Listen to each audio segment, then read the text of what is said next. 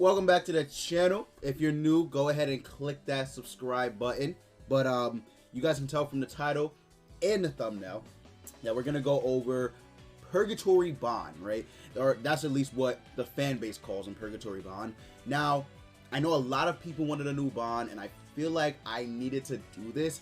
I haven't really seen a good video going over like a character concept of Purgatory Bond, so I might as well make one myself, you know what I mean? So let's go ahead and let's just break him down. Let me know in the comments if you think he's underwhelming, overpowered, broken, etc, etc. Just let me know in the comments, right? I want to hear your feedback. So let's go ahead and let's just get into it. So you guys can tell from right here, he is a red type unit. I went ahead and made him red because one, Bond, you know, doesn't really have crazy red units in the game. He has blues, he has greens, but he doesn't have reds like that. So I made him red. Also, there's only one red festival unit out, right? I mean, technically you can count Hawk and Oslo, but like a real festival unit, the only one we have is Lost Game, right? So I think it's about time we're due for another red festival unit. So that's what I went ahead and made Bond a red unit. I feel like it just fits him too with his outfit and everything. So yeah, he's red. I know right off the rip, we were gonna say the one Escanor slaps. Don't jump to conclusions, right? Let me read the whole thing before you guys just jump to conclusions, right? So he is a human race, obviously. His tier is SS tier easily, and I'm gonna show you I'm gonna show you guys why, right? So these are his base stats. I didn't put Super Awakening stats because that's a lot of work, to be honest with you. So I just went ahead and gave him his level 86 6-star 6 out of 6 stats, right? No cosmetics. So 64k HP, very high. 4,214 defense, very good, and 5,138 attack, which is very good as well. So then these are his substats. Now these substats are Super Awakened substats, by the way, so keep that in mind. Pierce rate 80%, very strong. Resistance 60%, regeneration 43%, crit chance 47%, crit damage 181.5%. Now his crit defense related stats are both 90%, which is insane, which is very good, right? So right off the rip, you guys already know Escanor, or the one Escanor, right? He works off crits a little bit, so when he crits, he does massive damage. Well, not against Bond. Bond's not having it today, right? And then his recovery rate is 119%, and then his lifesteal is 10%. So again, his main substats that are going to be like crazy are going to be his regeneration being at 43%, pierce rate, and then his crit defense related stats. So again, the one's not going to do too much like damage, surprisingly, even though he is blue, because Bond has very good defense, right? He has very good defense, and then he also has very good crit resistance and defense, being at 90%, right? His pierce rate is 80%, which doesn't really matter too much, right? But we'll get into that. So his skill 1, Purgatory Strike, which does 2 combos in the skill. Inflicts assault damage equal to 180% of attack on one enemy. Rank 2, it does 220% of attack on one enemy, and then rank 3 does 300% of attack on one enemy. Now you guys might think this is very weak. However, if you guys read it, assault, like this effect is new to only Bond, right? Deals additional 0.8% per 1% remaining HP of the enemy. So it's like Escanor, but it's literally just the reverse of it. It does additional damage depending on how much remaining HP the enemy has, right? So that's why I made it a little bit weaker, because sometimes the enemies will have a lot of HP, right? They will have a lot of HP and they'll heal. So I just made it the reverse, since obviously Purgatory Bond is literally like, I don't want to spoil anything, but yeah, he's literally just he's unique. I'll just say that, just without trying to give any spoilers, right? But the whole video is pretty much a spoiler.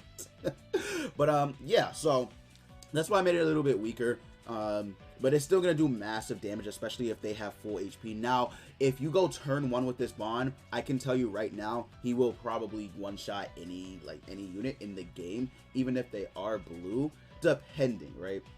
depending. Not only his pierce rate 80%, which is very high, this is without cosmetics and everything. So yeah, he also has a very good attack stat, which is very, very good for him.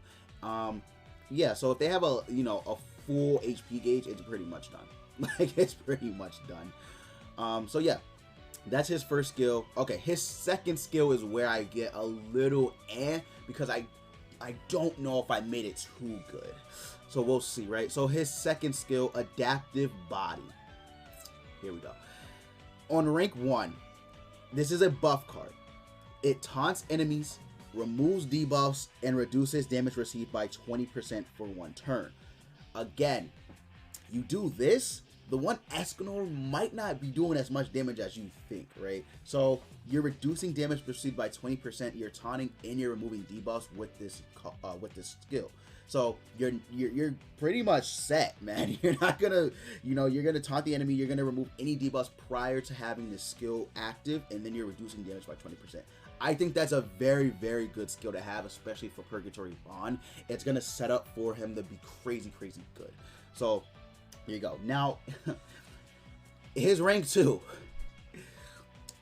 Taunts enemies, removes debuffs, grants debuff immunity, and reduces damage received by 40% for 1 turn. So yes, both of them are 1 turn skills, right? Even on a rank 2.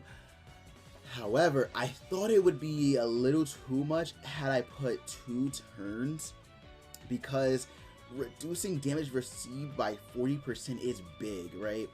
Keep in mind, he also has debuff immunity, so he can't be debuffed.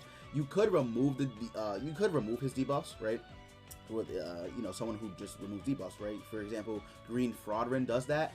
But there's not too many like crazy remove debuff units in the game, so there none that came to mind at least. So yeah, this is gonna work very, very well against Goddess Elizabeth, by the way, because she won't be able to stun you, and she can't remove the taunt because it's not a stance, it's a buff, right? So that's gonna be very, very quintessential to have when you're facing her, right? So very, very good. Keep in mind too, his crit defense and crit resistance are very good. You're reducing damage received by 40%. You have a decent resistance stat, right? Defense very, very high as well. So keep that in mind, man. Keep that in mind. Then rank 3.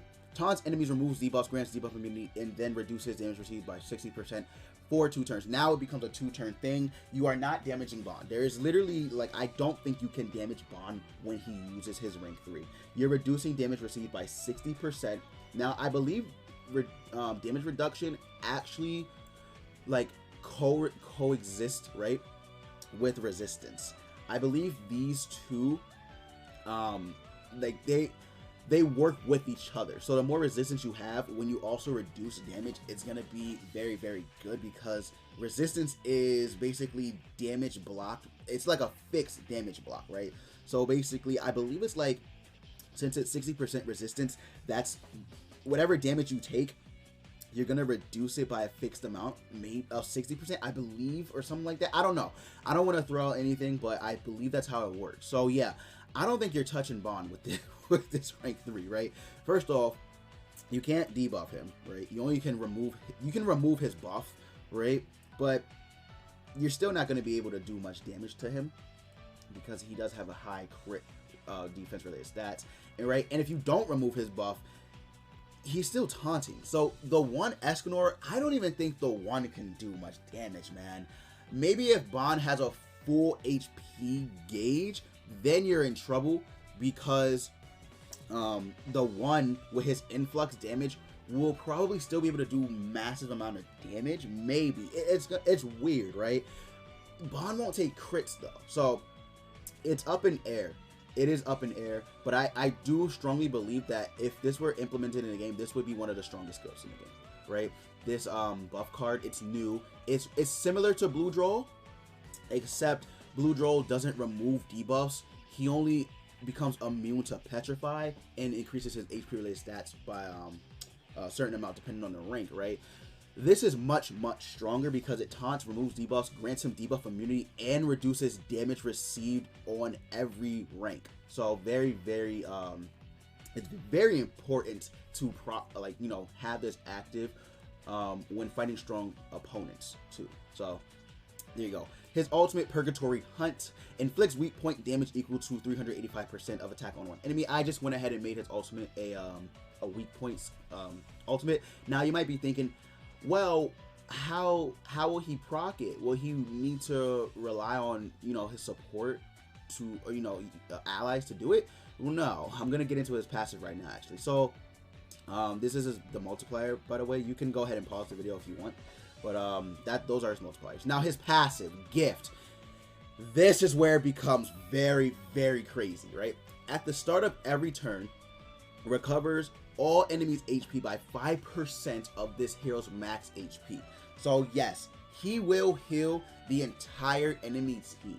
He is going to heal the entire enemy team because that's what he does. Spoiler alert, with Gift, he heals and gives, I believe, a portion of his life force to whoever he decides to do it, right? So at the start of every turn, recovers all enemies HP by 5% of this hero's max HP. Then he also reduces all enemies attack and defense related stats by 6% for a limit of 4 times. Applies when entering battle, excludes deathmatch. That is what I think makes him broken. That is what I think makes him broken, because you are reducing their attack and defense related stats by 6% for a maximum of 24%, which is crazy, right? So keep in mind, even the strongest units in the game, this is going to affect them greatly, because having their attack and defense related stats by reducing it by 6% for a limit of 4 times, right, is actually like insane. It is just insane, right? Now, of course, you are healing them, which does suck, but it does combo into a skill 1. You want them to have more HP in their gauge, right? It's not a huge heal, but it does, anything helps with his assault damage, you know what I mean? So very, very, very, very good. Keep in mind too, with his damage reduction and his high crit defense related stats, he's not taking damage, right? He's not taking damage. This is an active reduction, by the way. It's not a passive reduction. So you will see the red debuff icon on top of their HP bar, so you can remove the debuffs. However, you're gonna need to do this at the start of every turn. Literally at the start of every turn, right? You're gonna have to cleanse it every time you go if you face this bond, which is, even with Blue King, is kind of difficult, because you don't draw a Purify card every turn, you know what I mean? It is often you get it, but not every turn. And then there's not a lot of units who actually like remove debuffs with healing. Now, removing debuffs itself is pretty common, especially when you have Red Zell. See, Red or Blue Zell could possibly be a nice counter to this. However, they're gonna screw themselves over, more so Red Zell than Blue Zell, but they're gonna screw themselves over because they will never be able to get their ultimate. They would literally never be able to get their ultimate, because this is every turn, and every time you move a card, it would cleanse the or remove the debuff, you know what I mean? So they would have to do this every turn, right? Which is actually crazy. So yeah, attack and defense related that's nothing to laugh at. That's literally a majority of the substats, right? That's pierce rate, resistance, crit chance, crit damage, crit resistance, crit defense, right? The only thing it doesn't affect are these 3: regeneration, recovery rate, and lifesteal, right? And keep in mind, you're also reducing these stats too. So it's actually very crazy. Like, this is what I think makes her very, very broken, right? But we need a good bond. So I'm not really, you know what I mean? Also like, oh, I need to probably nerf him. No, I think this is fair to have, right? You can still remove the debuff, and you're healing them too by 5% of his max HP. So when you put equipment on him, right, you're probably just gonna heal them. Well, depending on your HP, right? Obviously, attack and defense is the best build to go for him, right? But I mean, it just depends. It really just depends, right? But I think attack and defense would be his best set anyway. But I love this end of the passive right here. This is what makes him crazy, right? This is what makes him very, very crazy, especially with his high stats. You're reducing their you know, attack related defense stats by a huge portion. So I'm gonna go ahead, right?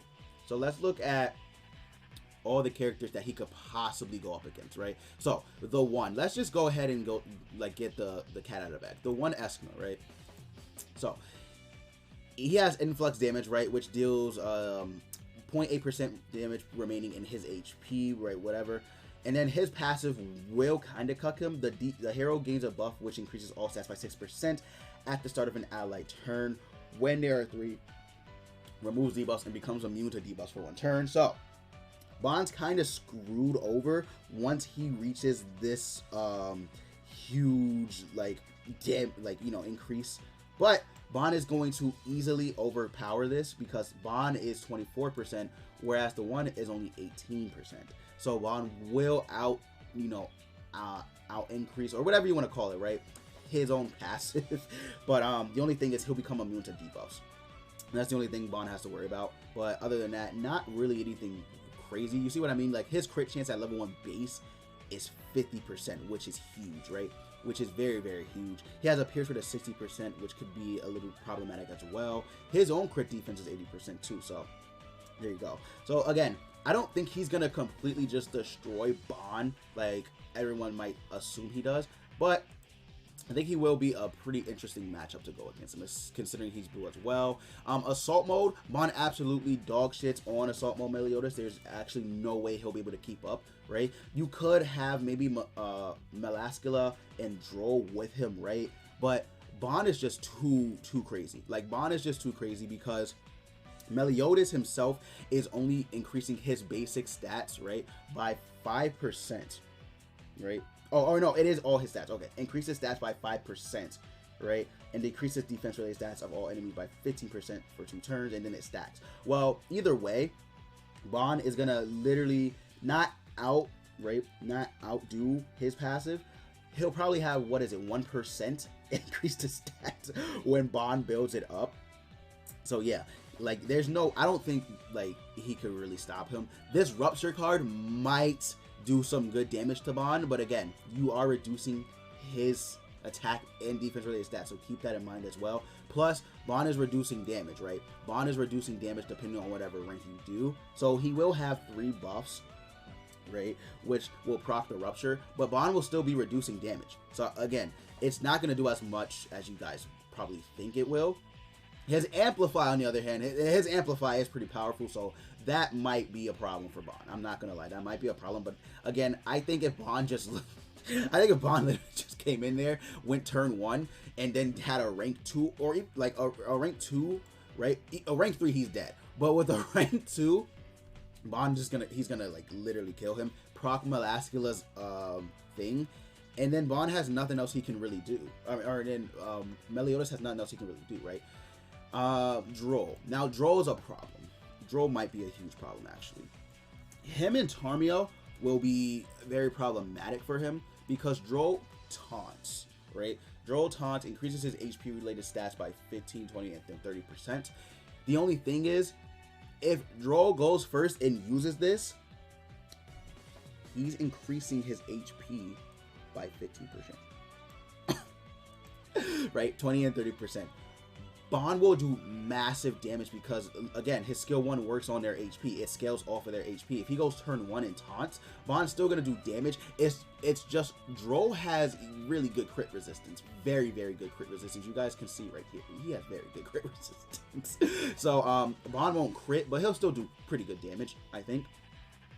Again, he goes turn 1. He petrifies Bond. Yeah, then Bond can't really do anything else. But he will also be a great partner for Bond as well, I think. Now Tarmiel, on the other hand, Tarmiel is just a huge problem for our boy Bond, because Tarmiel is a defense like god.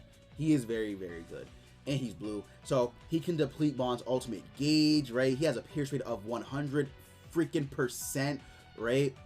When you completely like do him out and everything, or not dupe him out, but like get him awakened, super weight, and all that. He's just crazy. He also has a damage reduction skill, which is very crazy.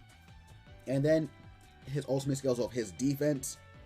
Now the only good thing about it is His ultimate won't hit hard since Bond is reducing his defense related stats by 24% at max. However, he's still going to heal a pretty good amount because heals 150% of defense at the start of ally's turn, and then Bond's healing him for an extra 5% of max HP.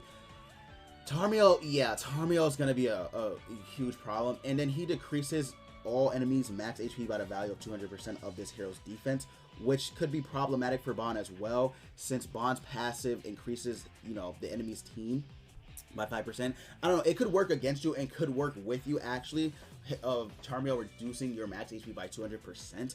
It's not going to heal the enemies as much, but then again, you're more squishy. So if you just run him with like blue draw or something like that, and I don't know, the one to make a full blue team, Bond's dead. Bond is like screwed. So there are counters to him, right? There are a lot of counters to him, right? If you just look up on here, right, on the, you know, the database, who, you know, disables buff skills, right? You can just pick from these few. There's not a lot of good ones, but green draw is a very, very good, you know, unit to do. Amplify will hurt him too as well. You could look, there's a lot of options. You could use Derriere, potentially bring her back into the meta. You could use, what is it, hold on, I got this active, right? Derriere, you have Blue Elizabeth and Hawk, you have Red Escanor. Obviously, no, green Demon Meliodas would be prominent, right? Nanashi only has it on his ultimate, so he wouldn't be crazy. But then again, right, you could just have someone, right, you just have someone who tries to counter him. I don't think Kyo actually would be that good, in all honesty, because Kyo puts ignites, which increases the damage dealt, right, by 10% per ignite, and then reduces the damage taken by 5%. But Bond's passive will like interrupt it, so it won't be as good as people might think it will, but you could potentially use him. But any greens that fight him, they pretty much don't stand a chance. I'm gonna be honest with you, like they just, I don't see like them standing much of a chance, because we have yeah, Droll's gonna get like cream pied. Escanor wouldn't be a good matchup. Estarossa potentially with his counter, but even then, Green Frauder can remove his buffs. So I mean, even he might be good. Everyone, Green Gother, right? Green Gother might potentially be a counter to him, because Gother can rank up ally skills, and then whoever you have with him could do mass damage. He also has a 35, so he won't get the full 35 attack related stats, but he'll get some of it, right? He'll get some of it. So there you go. What is it, like, I'm not good at math, but like 14 or 15, somewhere around there, I think. Somewhere around there. You guys will correct me if I'm wrong, but I think it'll be pretty interesting to see. Him with Bond though is deadly. It is deadly, so keep in mind he'll be increasing Bond's attack related stats by 7%, and Bond doesn't have the worst attack related stats, right? He doesn't have the worst, but they could be better. But if Bond gets this to over 70%, it's game over. It's literally game over, right? Especially since he has high crit damage. It's over. His pierce rate's already at 80%. It's done, man. It is done having him with him. But yeah, I think I ran on long enough. I just don't see any green units doing work against him. I genuinely don't. Like, yeah, you make a team, right? But he'll be very, very good. And there's not that many crazy greens anyway. So again, we'll see. Like, we'll see what Netmarble does with the boy. We'll see. I just wanted to make this video because I thought it would be, you know, a pretty entertaining and fun video for you guys to watch, especially with all the Assault Mode Meliodas stuff going on. I thought you guys could use a break from that. But yeah, we'll see what Netmarble does. I hope they do him justice. I really, really do, because I think this card is pretty like balanced in my opinion for what we have out in the game right now. But let me know what you guys think down in the comments below. But yeah, I love you guys. Thank you so much. We're almost at 3K. You guys mean so much to me, man. So much support shown to the boy, and I love it. But as always, I will see you all next time.